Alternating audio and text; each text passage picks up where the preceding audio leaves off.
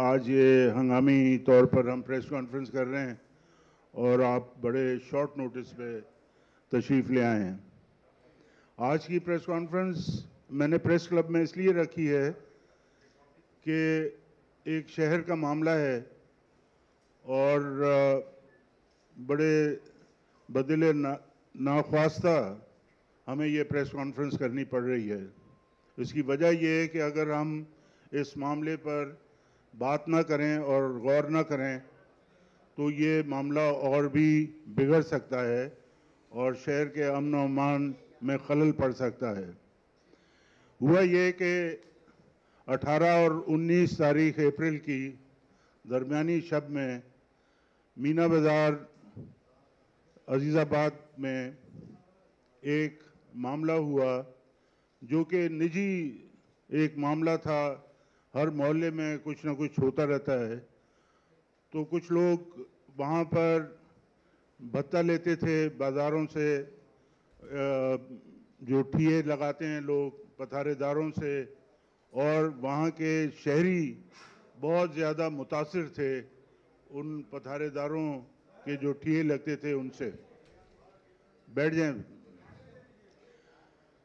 تو اس میں مبینہ طور پر ایم کیو ایم کے لوگ بھتہ لیتے تھے تو وہاں کے جو رہائشی تھے وہ اس سے تنگ تھے اور انہوں نے ان کو منع کیا. تو ایک بہانہ بنا کر پھر بڑی تعداد میں وہاں پر کارکنان کو جمع کیا ایم کیو ایم کے، اور وہاں جو رہائشی تھے ان کے سرور پھاڑ دیے گئے. ان میں سے ایک ہمارا کارکن بھی ہے جس کا سر پھاڑ دیا گیا اور یہاں پر تشریف بھی رکھتے ہیں. ان کا اسٹیٹمنٹ بھی میں نے سیٹ میں دیا ہے. تو اس کی تعزیت کرنے کے لیے، اس کی مزاج پرسی کرنے کے لیے، معاف کیجیے گا، ہمارے کچھ کارکن وہاں پر گئے اور مزاج پرسی کر کے واپس چلے گئے. لیکن اور جو ہمارا کارکن زخمی ہوا تھا اس کے کمپلین پولیس تھانے میں لکھائی عزیز آباد میں اور درخواست ڈالی کہ ہمارے ساتھ انصاف کیا جائے. تو بجائے اس کے کہ وہ ایم ایل او کروایا جا کے، بجائے اس کے کہ ان دہشت گردوں کے خلاف ایف آئی آر کاٹی جاتی، ہمارے ہی کارکنوں کے خلاف ایف آئی آر کاٹی گئی.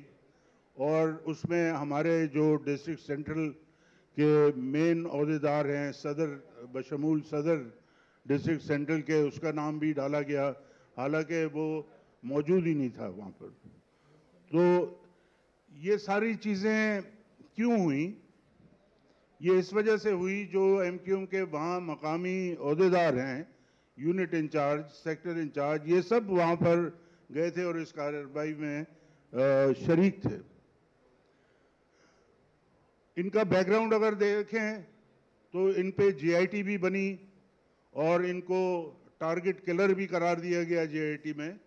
بعد میں یہ ایک طریقے سے جو عام معافی کا اعلان کیا گیا، جو پریس کانفرنس کرتا گیا اور بانی ایم کیو ایم سے علیحدگی اختیار کرتا گیا، اس کو عام معافی مل گئی، چاہے وہ ٹارگٹ کلر ہو، چاہے وہ بطہ خور ہو، چاہے وہ جو بھی ہو. تو ان میں ان کا شمار بھی ہے جو کہ وہاں کے اس وقت عہدیدار ہیں. تو ہمارا خدشہ یہ ہے کہ یہ مزید حالات کو خراب کریں گے. اس سے بچاؤ کے لیے ہم پریس کانفرنس کر رہے ہیں تاکہ ہم ان کو یہ بتا سکیں کہ اللہ کے فضل سے فنکشنل لیگ کراچی میں اب اتر چکی ہے. گلی گلی، محلے محلے فنکشنل لیگ کے دفاتر ہیں، فنکشنل لیگ کے عہدیدار ہیں اور ہزاروں کارکنان ہیں.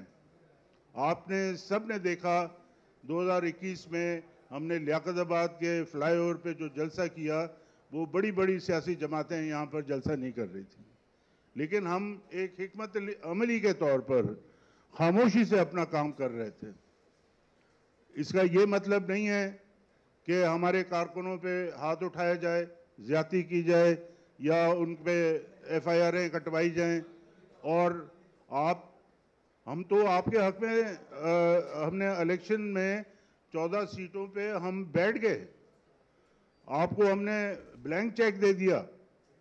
ایک آدھ سیٹ پہ جو ہم نے مصطفیٰ کمال صاحب کی اجازت سے کینڈیڈیٹ کھڑے رکھے اور وہ الیکشن لڑے, اور وہ ایسا الیکشن لڑے جو کہ آج تک اس سے ہم نے پہلے بات نہیں کی ہے کہ خالد مقبول صدیقی صاحب کے مقابلے میں ہمارے ایڈوکیٹ شاہین خان تھے, ان کے پاس موجود ہے فارم 45 47 جو بھی 45 46, جس میں 17,600 سے زائد ووٹ ان کے تھے, اور ڈکلیئر کتنے ہوئے 360.